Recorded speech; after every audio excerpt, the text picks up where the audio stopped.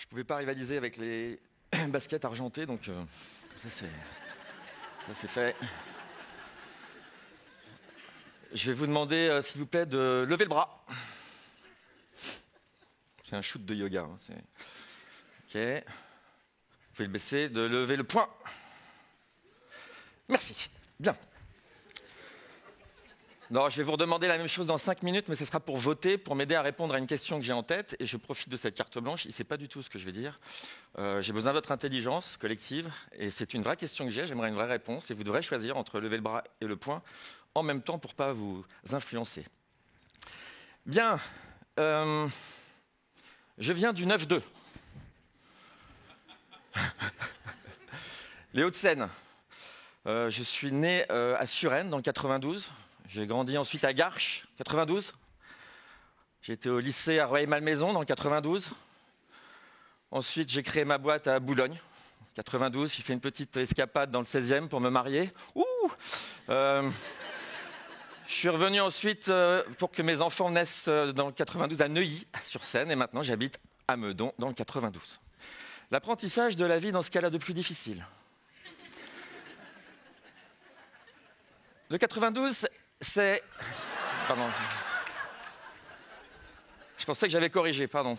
Le 92, je ne sais pas... D'accord, celui-là, c'est celui d'après. Okay. Non, le 92, c'est ça, c'est la chance d'être dans un très bel endroit où il y a tous les business, les banques, les assurances, les espaces verts, les chaînes de télé qui sont toutes à Boulogne, où il y a aussi tous mes copains qui ont fait des études, qui sont avocats, financiers, qui sont sur Europe 1, sur partout. C'est une chance que j'ai depuis maintenant plus de 40 ans d'avoir vécu là. Grâce à ces rencontres et ces privilèges que j'ai eus depuis 40 ans, je suis rentré dans la communauté TED et surtout grâce à mon ami Michel qui m'a fait découvrir ça et m'a demandé en 2009 de commencer à parler. On était à peu près 100 à la cantine de Paris. J'ai découvert des trucs qui ont changé ma vie depuis, mais vraiment changé toute ma vie. Ce talk de Ken Robinson que vous connaissez peut-être sur la créativité et l'éducation, je le fais circuler depuis 8 ans à tous mes amis qui ont des problèmes avec leurs enfants, leurs ados, qui stressent sur savoir comment ils vont faire dans la vie, tout ça. Un lien et toc. Amy Cuddy, elle, sur l'estime de soi, la légitimité, sur même des trucs avant de rentrer en scène, a changé aussi ma vie. Grâce à Michel et Nawal, je suis allé à TED Global ensuite, à Édimbourg, où j'ai vu des inventions incroyables. Ce type avec le Li-Fi, donc l'avenir du Wi-Fi via la lumière. J'avais été scotché. Jae Rim Lee, une Coréenne qui travaillait sur sa propre mort. C'est un sujet que j'aime bien, donc j'ai bien aimé. TEDx Paris, truc de fou. Je me souviens de ce gars-là. Franck Zal, je crois, avec ses verres marins pour se substituer aux poches de sang. Bon, je me souviens pas, mais j'avais adoré, quoi. J'ai rencontré Thomas Pesquet, je me suis un petit peu foutu de sa gueule. Depuis, on est devenus potes. Il m'écrit souvent depuis l'ISS, on aime bien... Non, c'est pas vrai, mais j'aime bien l'idée d'y penser. Laurent Alexandre, quand il a parlé transhumanisme et tout ça, ça m'a intéressé au point que je me suis intéressé au sujet et j'en parle aujourd'hui dans ma vie professionnelle assez souvent. Pas comme lui, mais il y a quelque chose. Je me suis fait des potes. Christophe Galfard, je me suis un petit peu devenu pote avec ce gars-là. Ça fait 8 ans que tous les ans, au mois de juin, il est astrophysicien, on se boit une binouse en refaisant le monde. Il travaille aujourd'hui avec Stephen Hawking. Refaire le monde avec ce gars-là, c'est un gros pétard. Hein. C'est vraiment... Donc j'avais déjà beaucoup de chance, mais maintenant j'ai des mecs comme ça pour refaire le monde, donc ça c'est cool. J'ai rencontré quelqu'un comme Céline Bardet. J'avais lu son livre avant de la rencontrer dans TEDx, et c'est une juriste internationale. Je l'ai vue créer We Are Not Weapon of War, une lutte contre les femmes utilisées comme armes de guerre. Une fille admirable qui est devenue une sorte de copine. Dans les sortes de copains, François Mazon qui a investi... plus qu'il ne fallait dans ma dernière folie où j'ai écrit un livre, il y a du crowdfunding. Voilà, c'est un type qui a changé de vie. On se connaît à peine, mais on s'aime bien. Je me suis encore enrichi de plein de choses. Même ma petite conf que j'avais fait comme ça pour le fun en 2014, des boîtes sont venues me demander de la refaire chez eux parce qu'ils avaient trouvé ça bien. Avec tout ça, je me sens un peu comme ça. Alexandre le Bienheureux. Moi, quand j'ai TED dans ma vie, je me sens heureux. Bien. Et alors après, il y a eu l'échappée volée. The cherry on the cake. C'est pour ça que j'ai mis la petite cerise pour symboliser de façon intelligente les choses. Là, c'est simple. Avec toute cette expérience que j'ai de TED, je sais exactement ce que je vais en faire. J'ai déjà dans chaque talk des petites vannes qui vont bien, comment je vais les glisser dans ma vie, comment je vais en parler à mes potes. Par exemple, là, je vais faire un tabac. J'ai pas encore tout, mais je sens. Tu connais pas le blob? Loser. Ouais, c'est un organisme unicellulaire qui traverse des ponts, mon pote. Assez lentement, hein, 4 minutes, 4 cm par heure. Mais il peut être très grand, hein. Et à la fin, il découvre qu'il aime le sel, mon pote. Ouais. Ok. Je vais déchirer avec le blob. Après, je trouve des vannes. J'ai trouvé, tu sais, les Magic Makers. J'ai trouvé canon, hein, les Magic Makers. Je sais, mais je me dis, pourquoi apprendre le code à des enfants alors qu'il va y avoir des voitures sans permis? Ouais. Elle est pas excellente, mais c'est une blague de CSP+, quoi. C'est bien, c'est pas grave, elle est pas mal quand même. Ah ouais, alors là, dans les dîners, je vais faire peur, les gars. Ah ouais, il y a des robots russes qui tuent, les gars. Et vous les voyez, vos potes qui vont être là. Oh putain, ouais. Mais qu'est-ce qu'il faut faire? Je sais pas. Mais ce qui est bien, c'est d'y réfléchir. Tu vois. J'ai pas la solution. J'essaierai de glisser le mot exponentiel dans ma réponse. Je sais pas, mais le danger est exponentiel. Vers leur tête, oh putain. Et alors là, la classe inversée, je sais parce que j'ai un pote, c'est... Non, mais... J'ai un pote qui est... Ces gamins, c'est toujours mieux que les autres, tout ça, ils sont super à l'école, donc je vais le voir, je sais ce que je vais faire, je vais lui dire, tu connais pas la classe inversée? Ah, c'est marrant, tu savais pas ça? Si, c'est en fait, t'apprends chez toi et tu t'éclates à l'école. Ah bon, tes enfants, ils apprennent à l'école et ils s'éclatent chez eux? Sauf 20e siècle. Non, c'est pas encore partout, mais on y travaille, tout ça. Bon, bref, grâce à ça, je sais que socialement, je vais encore m'améliorer. Je vais être doublement heureux. But, ouais, vous l'avez pas vu venir celle-là. J'ai un problème aujourd'hui. Ça fait 8 ans que je suis dans TED, TEDx, tout ça. Je kiffe, hein, vraiment, j'adore, il faut que ça continue. Et puis j'ai l'impression que plus je suis là, plus il se passe ça. Je ne vais pas les décrire, hein, c'est bon, on a bien compris. Mais ce qui est marrant, c'est que si on regarde la courbe du nombre de TEDx, TEDx Cucugnan, TEDx Veulent les Roses, TEDx Arsenré, un spécialisé sur la moule, tout ça, les trucs. On a beau avoir l'augmentation des TED, TEDx, échappées volées et autres événements qui nous réunissent entre nous, eh ben, il y a ça qui se passe. Je me dis, il y a un problème quand même. J'ai pas fini. Si je reprends le vocabulaire start-up, on a le MVP, Minimum Valuable Product. Proof of concept. POC. Et moi, je sais pas vous, mais j'ai un peu peur du produit fini. Je la sens pas, la fin de la start-up, là. Mais bon, j'en sais rien. Et alors, pareil, c'est exponentiel. Mon problème, voilà, c'est que c'est ça que je voulais partager dans ma carte blanche, c'est que j'ai l'impression qu'il y a un truc qui se fait pas. Il y a un lien qui se fait pas entre nous et les autres. Et je suis sérieux. C'est-à-dire qu'aujourd'hui, ça ne me satisfait plus. Je prends cette bonne vieille pyramide de Maslow qu'on nous ressort toujours, mais j'ai trouvé qu'elle était vachement intéressante pour moi. Le problème, c'est que nous, on est là et que les autres, ils sont là. Et donc, ça crée un petit problème de communication, d'intérêt qui fait que nous, on est bien là-haut jusqu'à le besoin de s'accomplir et tout ça. Et en bas, ils galèrent un peu en physiologique et en sécurité. Ça crée un petit plafond de verre, quand même, ou plancher de verre pour nous, mais qui... C'est marrant, je pensais qu'à ce moment-là, vous arrêtez de rire, mais en fait, non, il y a une espèce de... Allez, continuez à nous marrer.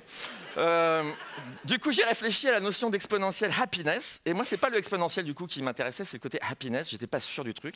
Et pour la première fois de ma vie, il était peut-être temps, je me suis dit, est-ce qu'on peut être heureux sans les autres? Justement. Et aujourd'hui, je ne crois pas, je ne crois plus, et je vais partir de ce postulat maintenant pour vous faire voter. Et donc peut-être rallumer un petit peu la salle, afin que je voie les résultats, sinon ça n'a aucun sens. Voilà la question. Si on part du principe qu'on n'est rien sans les autres, on ne peut pas être heureux sans les autres, je me dis, il va falloir qu'on fasse quelque chose. Est-ce qu'on reste comme on fait depuis 25 ans avec TED, TEDx, tout ça, c'est-à-dire entre nous, en espérant que ça se diffuse, parce qu'on est quand même dans des univers qui se diffusent, les médias, les grandes boîtes, tout ça, on va créer des choses, on va écrire des articles, ça se diffuse. Ou est-ce qu'on crée quelque chose de différent? Je n'ai pas de solution encore, j'ai quelques idées pour après, mais je n'ai pas encore de solution. Simplement que dans l'intention, on puisse dès maintenant mettre les autres dans la boucle de ces événements que nous vivons ensemble. Pour résumer, il va falloir que vous choisissiez, vous leverez la main si vous pensez qu'on continue comme ça. Et il n'y a pas de jugement de valeur sérieux. C'est peut-être plus efficace, peut-être que je suis dans l'utopie en disant qu'on va pouvoir tous bosser ensemble pendant ces journées-là. Soit vous leverez le poing en disant qu'on peut tenter quelque chose ensemble dès maintenant, c'est-à-dire lors de ces événements, mettre tous ceux qui sont en bas dans les petits problèmes. Je vous laisse 5 secondes pour réfléchir. Soyez pas dans l'émotion, parce que là, on est dans un week-end bienveillant, donc c'est cool, on a envie d'aimer tout le monde. Imaginez-vous dans 4 jours, fatigué. Oh là là, tu crois, est-ce qu'on va y arriver à bosser avec tout ça? Ça va être le bordel. Est-ce qu'on n'est pas bien? Déjà, entre nous, c'est déjà compliqué à comprendre, les histoires. Donc, voilà, je vous laisse réfléchir. Voilà. À 3, vous leverez la main sans regarder sur les autres. Est-ce que vous pensez, donc le bras, si on fait comme avant, on continue, et c'est déjà pas mal, ou le poing, on fait autre chose. À 3. 1, 2, 3. Alors, ceux qui ont le poing levé, baissez-le tout de suite. Ah ouais. Il reste une quinzaine de bras. Ça m'arrange pour la suite. Mais je serais vraiment intéressé d'en parler. C'est très enrichissant, ça veut dire qu'on est tous en train de vivre un événement qu'on pense pourrait être différent. Alors j'ai quelques idées. Juste pour pimenter un petit peu le débat, je suis allé assez vite. Bon, je suis parti dans un brainstorm. Hein. Un brainstorm, on peut mettre ce qu'on veut, d'accord? Il ne faut pas se juger. Je me suis dit, on remplace Michel par Hanouna. Hein. Touche pas à mon blob. Ça va, mes petites beautés? Est-ce qu'il y en a qui ont du diabète dans la salle? C'est ça, bon. Pas terrible, pas terrible, pas terrible. Après, je me suis dit, il n'y a plus les frérots de la Vega. Los Barbos. Ils sont frères jumeaux. Je me suis dit, putain, on rajoute Camélia Jordana. Los Lunetos. Et avec ça, on fait un groupe et on met tous les talks en chansons, on fait des albums, on fait des trucs. Voilà, un peu n'importe quoi, je suis d'accord. Ensuite, je me suis dit, on reprend Jackie, la génération Dorothée. Jackie et Michel.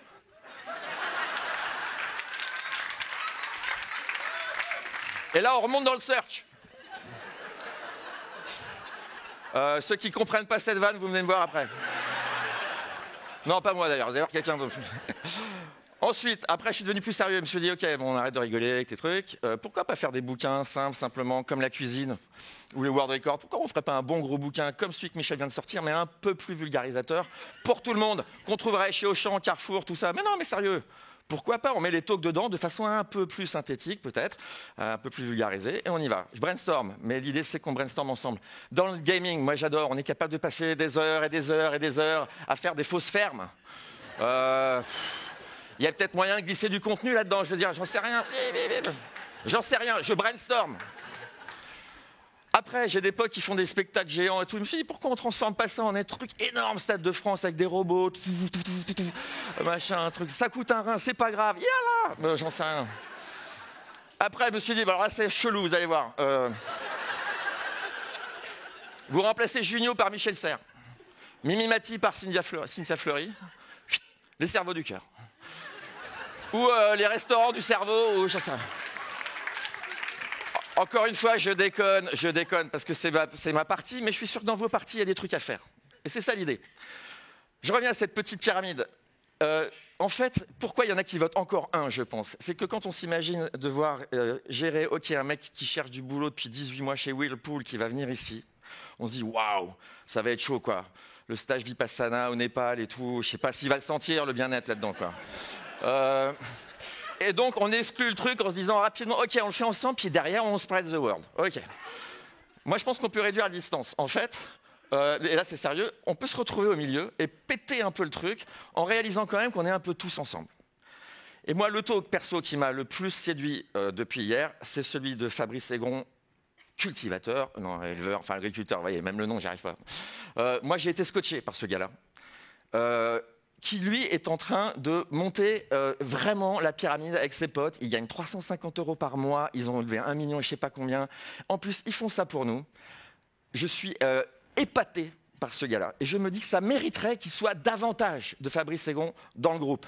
Parce que, en fait, moi, c'est pas la pyramide de Maslow. Pour moi, c'est le Mont Ventoux de Maslow. Et je pense qu'il est déjà plus facile de descendre que de monter. Donc, on pourrait aller leur filer un coup de main à mi-parcours. Non, mais sérieux. Les mecs, ils se déchirent depuis des années pour remonter le truc et tout. On va attendre là-haut en faisant du yoga. Non. On va...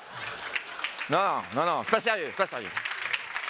On va descendre, on va prendre notre petit vélo et on va descendre, les aider. Et pas l'idée, c'est pas de nous de continuer à descendre pendant qu'ils montent, non, non. L'idée, c'est que du coup, on les voit, on dit salut, tiens, on remonte ensemble. Et on continue à monter avec eux et on les aide à faire ça. Pas juste en achetant leur lait, mais peut-être à trouver d'autres idées dans nos métiers successifs qui viennent du 9-2, de la défense et de tout ça. Vous voyez le truc ou pas? Parce que je suis fatigué, moi aussi. L'idée aussi, je me suis dit, il fallait arrêter de parler forcément que de partage et passer à la transmission. Je m'explique, le partage, c'est cool. Le partage, on a beaucoup, on donne un peu, c'est déjà énorme. On est dans la générosité, c'est génial. La transmission, ça demande un effort. Ça demande de se mettre à la place de l'autre, de comprendre ses besoins et de travailler ensemble à quelque chose parce qu'on appartient ensemble à une même famille. Oui, je sais. J'ai mon dernier slide. Et donc, cette échappée volée. Au début, je me suis dit, puisqu'elle doit se transformer, on pourrait l'appeler l'échappée rendue. C'est-à-dire que... Non, mais...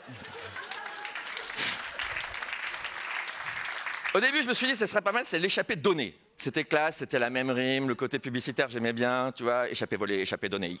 Non. Donner, c'est encore comme le partage. Donner, c'est cool, mais donner, tu donnes, puis voilà, qu'est-ce qui se passe derrière? Rendu, tu es obligé d'admettre que tu as beaucoup pris dans ta vie. Tu as eu de la chance, tu es né au bon endroit, tu as rencontré les bonnes personnes, tu vis avec eux, tu vas à tête globale, tu fais tout ça, vas-y, rends un petit peu. Pas pour se marteler en disant c'est pas bien ma vie, non, moi je suis très content quoi, mais on peut peut-être leur filer un coup de main. Je veux bien participer à cette réflexion sur la transformation de l'échappée volée, évidemment. C'est pas juste un exercice de style que je vous fais ce soir, c'est vraiment une offre de service. C'est-à-dire s'il y en a 2-3 dans la salle qui réfléchissent et qui disent ouais, il y a peut-être un truc à faire avec tout ça, je suis là, on est là jusqu'à demain. Et je sais que moi en tout cas, ce sera une condition pour la suite, mais pas une condition, c'est vrai, je donne pas de condition, mais pour me sentir vraiment bien et encore bien quand je viens, pour enfin être triplement heureux. Je pense que voilà. Je vous remercie. Voilà.